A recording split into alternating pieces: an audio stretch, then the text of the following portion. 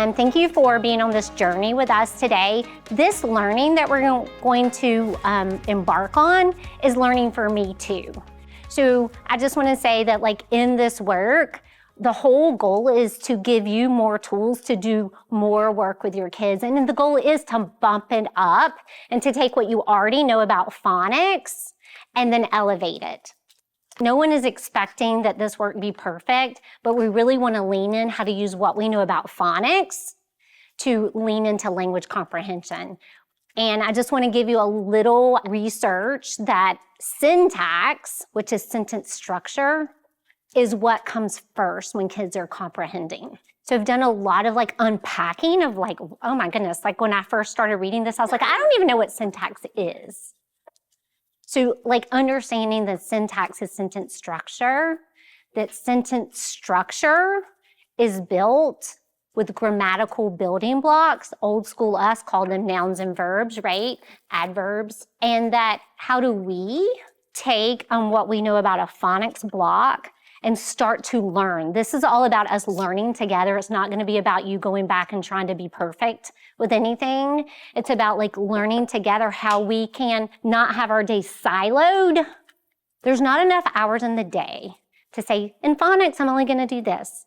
And now in grammar, I'm gonna do this. And now in language comprehension, I'm gonna do this. And now in reading, I'm gonna do this. And now, oh my goodness, there's no time for writing. So everything we do, we're gonna really examine it through the lens of, we're going to think about how we can introduce it in phonics. This is all gonna be about teacher knowledge and you playing with it. But I wanna start talking about what are the layers of language. So when we encounter a word, these are the things that a word can represent. It can represent phonology, so that's the sounds in the word, right? So we're talking about phonemic awareness here. Like, what does it sound like? We can also think about orthography. That's how it's spelled, what letters come together, what the patterns are, like the DGE and Lodge.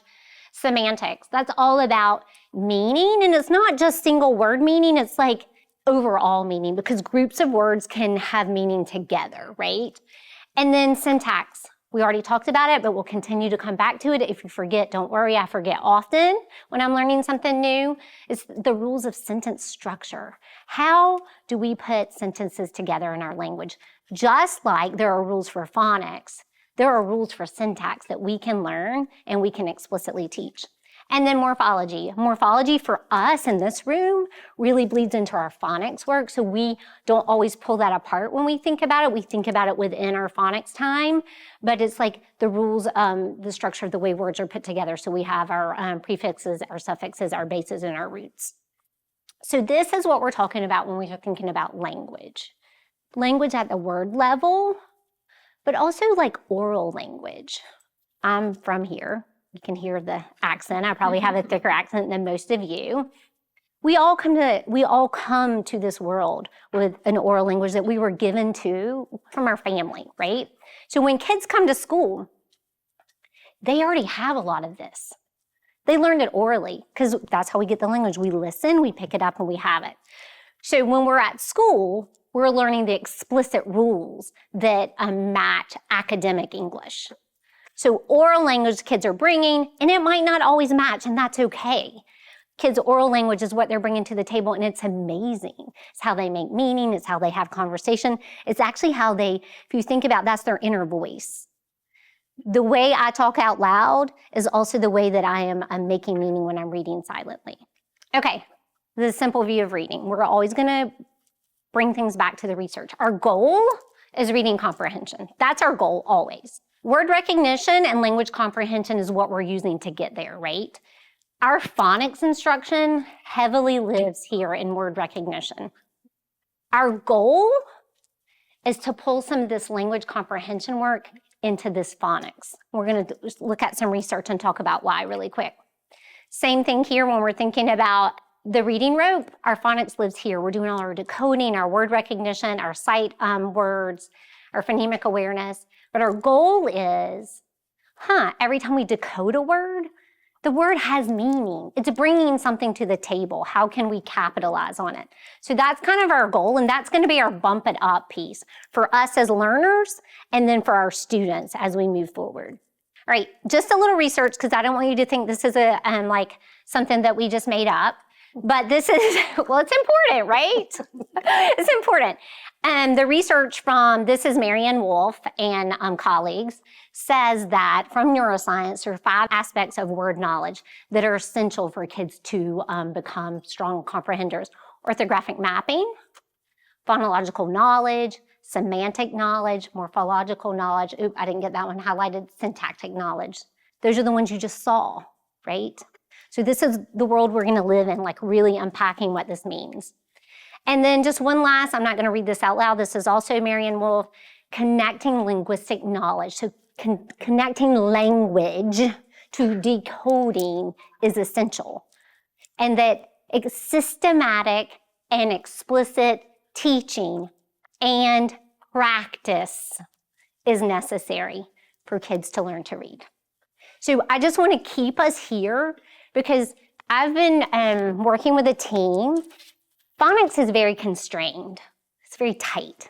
I can say, okay, today I'm going to teach you the CK rule, or after short vowel at the end of a one-syllable word, when you hear CK, hooray, right? Very tight. I want to teach you about how to identify the who or what in a sentence, which then every time you read a sentence is different and the structure is different every single time. That feels a little more willy-nilly, and we call that unconstrained. So we're going to work on using our constrained content, our phonics content that's really tight, to give us a place to practice our unconstrained content so that then we feel good about the content, and then we can go by the end of the year or planning for next year, and we can distribute this all day long. But phonics is a nice, tight place to start. Does that make sense? Okay, it feels doable to me also, by the way, in planning. So we're going to use this tool, I'm going to call it, called the Word Knowledge Network. And the Word Knowledge Network is going to be a planning tool that we use to think about all of the layers of language that a word brings to the table. And it's okay if we don't know them and we can't say them. By the end of the year, you're going to think about words. The goal would be you look at a word and you can't quit thinking about it. You're like, oh, I want to use that word. It brings so much to the table. That's the goal, that it would become automatic. Really quick, phonology. Just call out, what is phonology related to? Sounds, right? Sound, symbol. That's that orthography. That's the graphemes, right? The one-to-one. I say the sound, it's represented with this letter or grapheme. Syllables. That's how the word is broken apart, what the vowel is doing. We teach our kids this in phonics. Semantics, the study of the meaning of the language, not just an individual word. Morphology, the study of word parts and their meaning, what they're bringing to the table. And I'm going to add this to you because I really want you to think about this. Carla and I did a lesson, planned a lesson together that really made me think about, when you see ing, it's indicating something, right? What is it indicating? Happening now. And another thing we dove into, it's always got, tell them, Carla, a helping verb. Oh, yes. It's always got a helping verb. Really what my lesson was on. It's always got a helping verb. I've never taught it that way before. I've always taught ing, happening now, isolation. But if you think about ing, happening now, morphology, what is it bringing to the table? Sentence structure is always with a helping verb. Is helping, am helping, are helping, were helping. So by teaching that way, so now in phrase dictation with ing words, I can dictate these. Then, as Carla did today, we can add our subject, right? Our who or what, and we talk about how they match. And it's explicit. It's not, does it sound right? Because guess what? To some kids, it sounds right not to have a helping verb, and that's okay. Does it sound right won't be our go-to. We're going to explicitly instruct because that's culturally responsive. And then we have syntax, and we're going to live here in syntax. We're going to live in the study of word function, which is going to be grammar. We're going to do old school grammar in a really fun way, sentence structure. And here's the kicker, the impact on comprehension and writing. We are always going to talk about the reciprocal relationship. What does it mean for reading comprehension? What does it mean for written composition? Today in Turner's class, we did this whole tracking. It's called tracing the referential chain. We didn't tell the kids that. And literally you teach the kids to like think about who or what, find the pronouns, find the synonyms, you track it, you comprehend. But as a writer, guess what? You do the opposite. And we played with that with her kids today. And it was so fun. Her kids were lovely. So I just want you to know this is what this is going to lead us to. Now we're going to talk about lodge. All right, phonology. That's the sounds. Everyone say lodge. Lodge. Tappers up. Ooh. J. How many sounds? 3. Good. Right? This is an important thing we teach our kids. 3 sounds, is that the same amount of graphemes? No. It's a big deal. It's a big deal for kids. Here are your sounds, there are your letters. How many syllables? 1. What kind of syllable? Close. Why is that important? Short vowel. It's all about getting to the vowel, right? So what we're doing in phonics is important. It's important that you stay true. Kids have to learn how to pull words off the page. If you don't teach them, who's going to? But pulling the words off the page is the gateway to then comprehension, right? So we don't have time to decode. Oh, then 5 years later, we're going to teach comprehension and writing. We have to start teaching kids this part of the word knowledge network at the same time. So semantics can mean stuck, a mountain cabin, a beaver's home, probably more things than that. Morphology. Can you think of any others besides dislodge, lodges, lodge, lodging? What'd you say? Lodger. Lodger. A lodger is someone who? Lodges. So lodge, right? Noun, add suffix er, changes noun place to a person. And now we have our syntax. It's a namer or who or what, and it's a did what. Can be both. So it can be the lodge, a who or what, a noun, a namer, or it can be lodged in action. So this is the thinking we're going to use while we're planning our phonics to help us get to our grammar and syntax. So it feels doable because we can choose phonics words that we are already going to use. And we're not going to go through judge. Okay, we're going to take this function-based approach. It's going to feel weird at first. You're going to have to play with it. But a function-based approach is, instead of teaching kids just a noun as a person, place, or thing, what is this? It's a noun. We're going to work on trying this function-based approach, which is, what is the word's job in the sentence? Because that helps unpack meaning. It's really tricky because I want to tell you, like when I was teaching first grade, I had the cutest song for teaching nouns. It was just the cutest. And the kids would do a dance and they would sing it. And that was that. They knew what a noun was. They knew it was a person, place, thing, or an idea. So what? I was missing the point of, wait, the who or what helps me unpack meaning. Every time I am teaching them about grammar, we're going to really have that question that goes with it. And we have these cards to share with you if you would like them. So we're going to take our phonics lesson. And one of the things I'm going to encourage you to do is to stay true. If you're dropping things out of phonics, consider why you're dropping it and if you should put it back in. You are always driving the bus. I will say that to you every single time we work together. You are driving the bus. Your kids, once you teach them this, their cognitive load is not spent on what in the world is she going to do today. They know what you're doing, and then their cognitive load can be spent on doing the work. What you can do as you move through this, you can make your listening game shorter, or you can make sure I want to do more dictation with phrases today, so I'll do less sentences. I'll do less words, and we're going to bump it up in different ways, but we're going to try to stay true as we move and manipulate things around.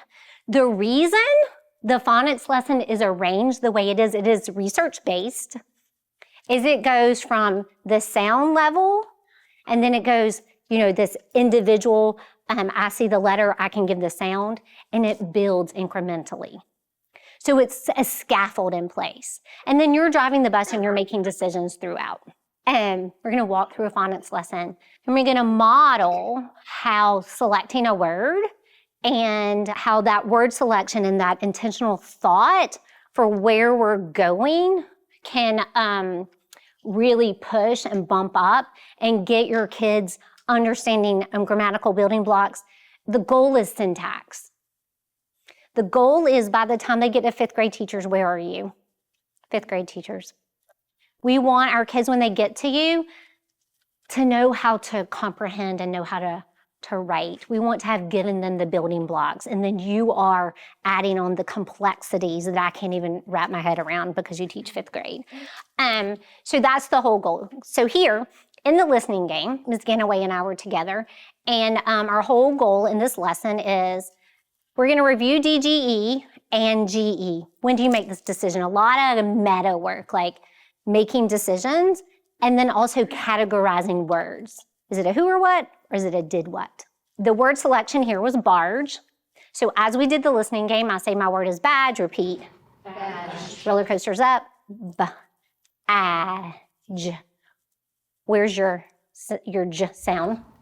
At the end, right? So we went through these words, the kids identified where they heard it, and they identified the vowel, which was really indicating their spelling. So we'll do another one. My word is lunge, repeat. Lunge. Do it with me. Lunge. Vowel. Right? Tricky. We have n and then the j. So we went through, and then when we got to barge. So we're going to watch and then talk about the instructional moves that are based on the grammar and the syntax. The word is lodge. What's the word? Lodge. Stop. Think. Tap. L-A-G. Write it. Exploring words with multiple meanings helps students build a deeper vocabulary and teaches them the flexibility to understand language in many contexts. At Burgess-Peterson Academy in Atlanta, this exploration can happen at any time, even during a phonics lesson. Today, second grade teacher Marlene Ganaway and reading coach Carla Stanford are focused on the DGE spelling pattern. So they'll take time during dictation to introduce words like judge and lodge. Everyone say lodge. Lodge. Say it again, say lodge. Lodge. Okay, I'm gonna give you a sentence and you repeat. The beaver built a lodge on the river. Repeat. The beaver built a lodge on the river. Thumbs up if you've ever heard of that meaning of lodge. Do you guys know about beavers? Yes. Do you know they build little homes? Yes. We call them a lodge. Say a beaver builds a lodge. A beaver builds a lodge. Oh my goodness, wait a minute.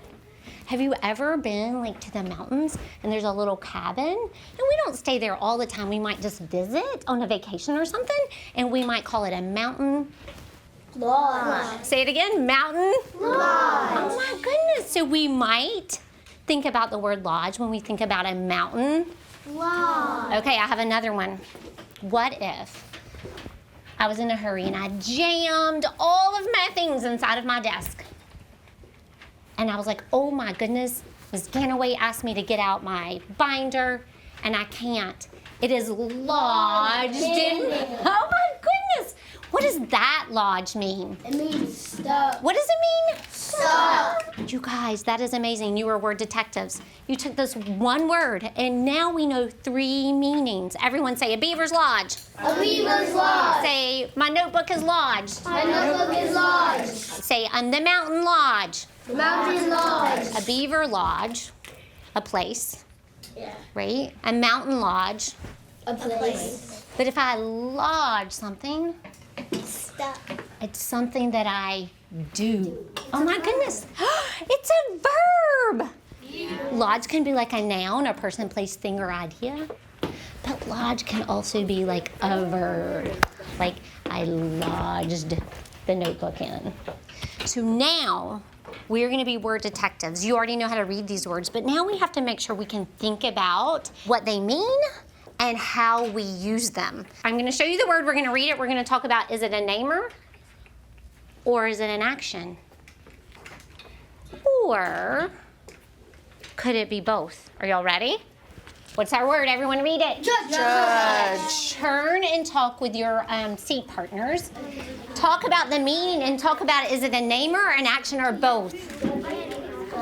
Somebody is like judging someone like off of what they do, I guess. I'm hearing all these amazing things. I heard some amazing work all around. I'm gonna have Amy share her thinking. What do you think about the word judge? Can it be a name, or can it be an action, or can it be both? And explain your thinking. It can be both because it can be like a person that's a judge. Wait a minute. Wait, do you guys agree? Can it be a person that's a judge? Oh my goodness. Okay. All right, we're all on the same page. Keep going. Or it could be like someone is judging another person. But if you're judging someone, is it something you're doing? Yes. Do you guys agree it's something you're doing? Yes. Say, I am judging the food on how good it is. Say that. I am judging the food on how good it is. So if I was like the judge, the person in a cooking contest, then I would actually do the action, right, of judging. Can you guys give her a high five, air high five? Air five. And pat yourselves on the back. So, what is this? A bridge. What is it? A bridge. Yeah. So this thing right here. Barge. A barge. How would you describe the barge? Is it large or small? Large. Okay, so it is a large barge. Say that again. Large barge. So the large barge. Oh my goodness. So it is, to me, it looks like the large barge is trying to get under the Bridge. Oh my goodness. But it looks to me like It is stuck. it got stuck. Oh, what is that word? Got stuck in a lodge. It got what? It got lodged. But why did it get lodged? I think that maybe the captain of the barge misjudged. Everyone say misjudged.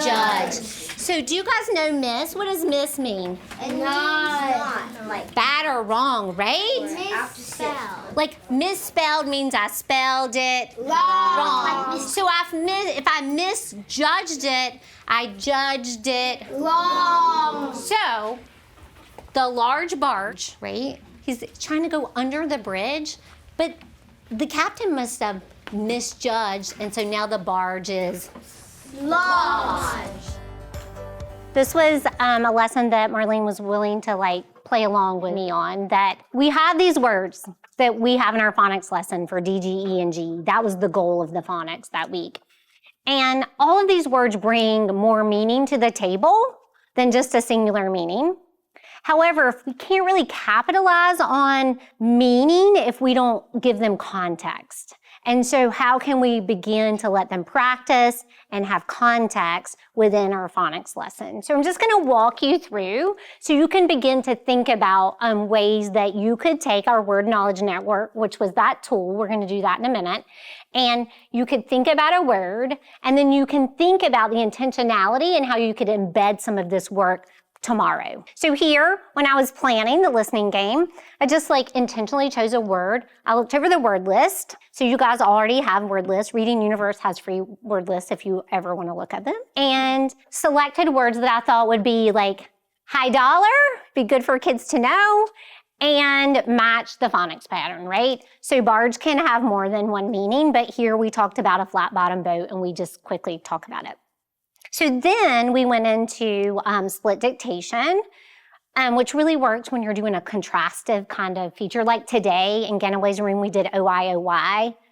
And that's a really nice split dictation where kids, they say the word, they repeat their word, they find the sound, they touch where it goes, and then they write it in that column. So we did split dictation, where they really had to do a lot of cognitive, meta, here, now I have to make this choice. Because if you think about DGE and GE, it's bossy R, it's a consonant blocker, it's magic E. Those are all ways that you won't get to use DGE. And the consonant blocker can be super tricky. The words were selected because they had more than one meaning. And we really talked and thought that through. So we chose lodge, and this is kind of the thinking about lodge. It's a namer, it's an action, it's a who or what, it's a did what. I thought through the meaning and the uses. So I was prepared. I was ready to talk it through with them. I have found that once I've done this, I can't stop. I do it every time I'm selecting a word, that all of a sudden you begin to think about it. So a lot of intentionality about word choice. And then there was the sort. And if you think about your phonics lesson, I'm just going to give you like some thought. I've thought about this. Monday, Tuesday, like if you take a week, if you teach on like a week span, Monday's your intro day, Friday's your assessment day. So maybe by Wednesday or Thursday, to bump it up, you could do some of this kind of work where you chose words to sort them in one way or another. Today in Ganaway's room, instead of doing a sort like this, just when we dictated OI, when they read it back, Lisa asked them, is this a who or what or a did what? And we intentionally put a word in there that could be both because we want them to understand that can happen. And the word was point, because you can point, and then Ms. Ganaway had so magically given them all brand new pencils that it had a nice, sharp point on it. So just considering your phonics lesson, thinking about if it's Wednesday or Thursday and I want to bump it up, I'm not really teaching anything new. I'm reviewing, right? Our kids should be having practice and getting faster. And so that's when we can start really thinking about our word selection. And it can be words that you called on Monday and Tuesday. That doesn't matter. You're really layering in meaning and use. And then you get here to phrases so that kids could see in the lodge, what role is lodge having here? It's a place. So it's like, it could be the who or the what. It's in a prepositional phrase. It's answering like where. But it's a place, and then here, lodged in. What is the indicator of its use here? For Suffix ed. Suffix ed, it's an indicator, right? And now I know, is it a who or what, or is it a did what? Did what? Okay, so I know that you know this, but they don't know this because we haven't explicitly taught them, or at least I haven't. I can only speak for myself. Explicitly saying, oh, suffix ed, it's an indicator, it's a clue, it's a marker, it doesn't matter what word you use, right? I now know this is the did what, the action. Often it's going to be our predicate, right? And your language will build with your kids. I'm going to encourage you to start from the very beginning. Build slow. If you hadn't been doing it, it doesn't matter. We could build slow. We could build the who or what, did what. And next time we're together, I'm going to show you how the knowledge builds for you and for them. We only have an hour together today. So just consider from now until the next time we're together, your phrases. Today in Ganaway's class, our phrases were answering the question, where? We said, who or what, the boy, did what, pointed. That's our kernel sentence.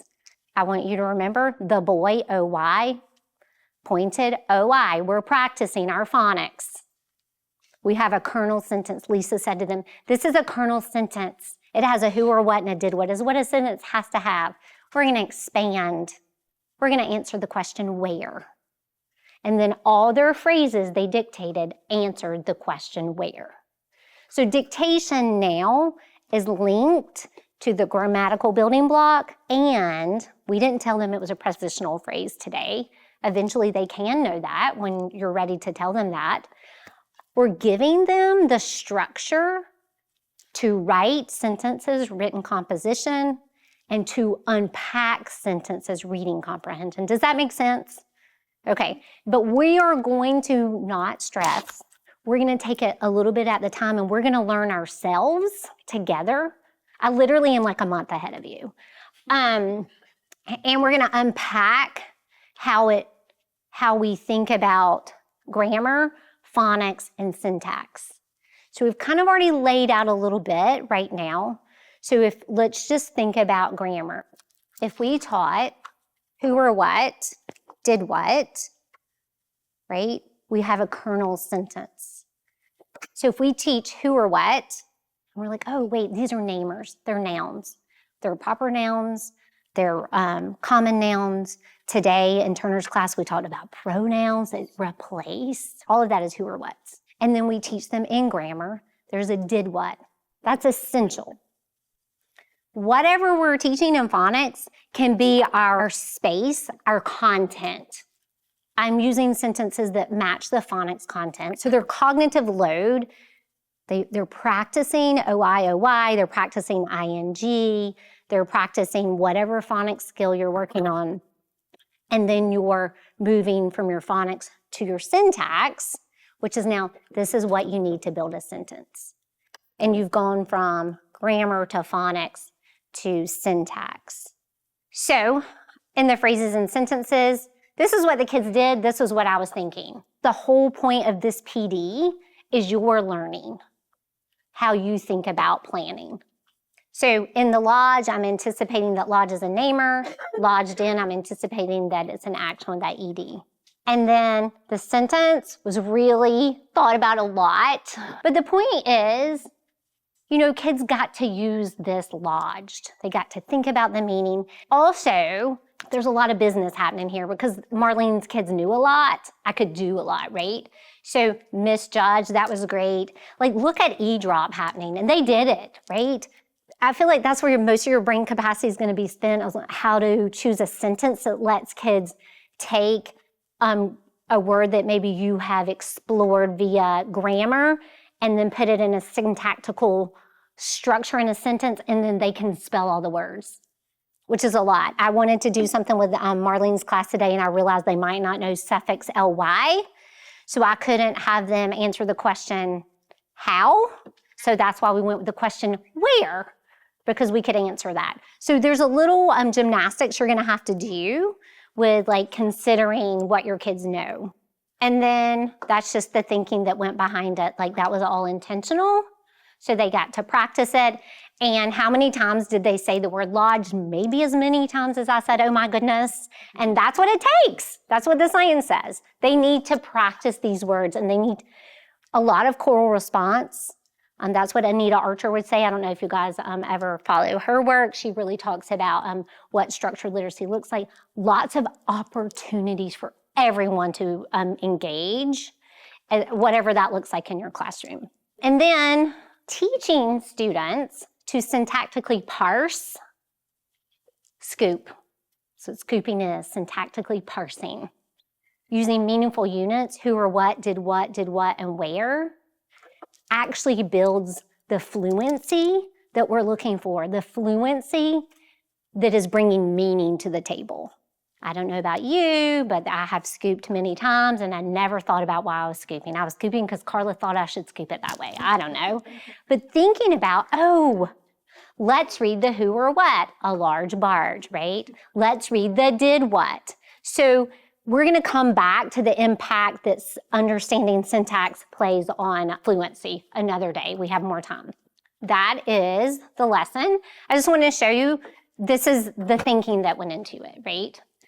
Normal lesson plan, and then here's the extra kind of thought that I put into it. I've done it a few times now. It comes much more natural. So remember when you first were learning phonics and it felt really clunky and you felt weird and awkward and you didn't know what to say and you had to read your script? This work is going to feel that way too, and that's okay. You don't have to be perfect. You don't have to be right. You can be wrong. You can say, I don't know. I'll get back to you tomorrow. I used to say, I don't know, I'm going to phone Jenny Miller. I'm going to find out the answer. I'll tell you tomorrow. So I want to say that this is more about your learning and your work right now so that eventually it gets to the kids. But we have to give ourselves grace to learn this. And we're going to learn it slowly together. So today, for your ticket out the door, I'm going to give you a word knowledge network. So you have it to keep. I would love for you to select a word that you could teach tomorrow in your phonics lesson.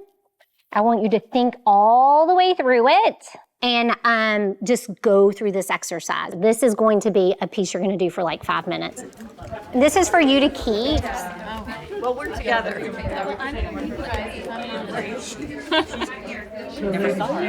going to select a word that you could teach tomorrow or next week in your phonics unit.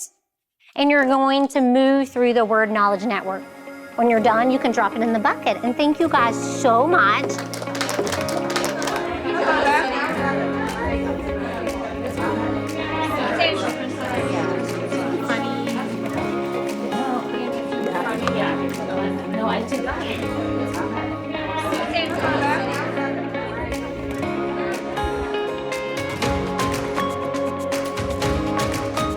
Reading Universe is made possible by generous support from Jim and Donna Barksdale, the Hastings Quillen Fund, an advised fund of the Silicon Valley Community Foundation, the AFT, the Emily Hall Tremaine Foundation, and anonymous donors. Special thanks to Burgess-Peterson Academy and Atlanta Public Schools. If you enjoyed this video, please subscribe to our YouTube channel at RU Teaching. Reading Universe is a service of WETA Washington, D.C., the Barksdale Reading Institute, and First Book.